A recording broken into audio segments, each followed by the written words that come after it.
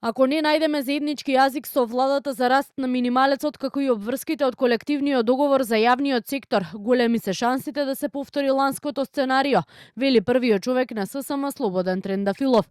Уште еднаш повтори дека се подготвени за диалог, а доколку тоа не се случи, не се исклучува можноста на 2 и 7 април работниците да излезат на улица. ССМ преку поддршка од Европската и Меѓународната конфедерација на синдикати ќе се бори за своите права. Синдикатот најостро ги осуди политичките напади кои изминативе денови беа упатени на нивна адреса, а Трендафилов вели: ниту сум на ВМРО, ДПМНЕ, ниту на СДСМ, Левица и ДУИ.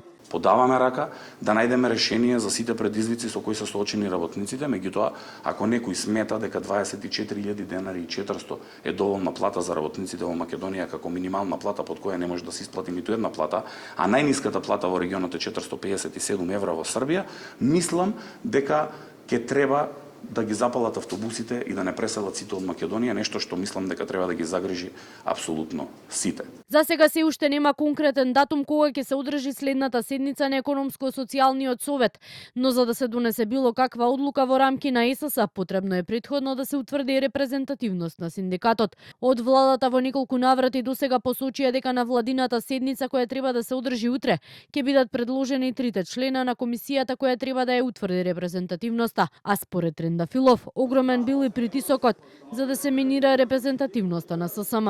10% од вкупниот број на вработени треба да има еден синдикат за да биде репрезентативен на ниво на територија и да биде член на Економско-социјалниот совет. 10% според Државниот завод за статистика има вкупно 620.000 работници или пак според Управата за јавни приходи 550-560.000 работници.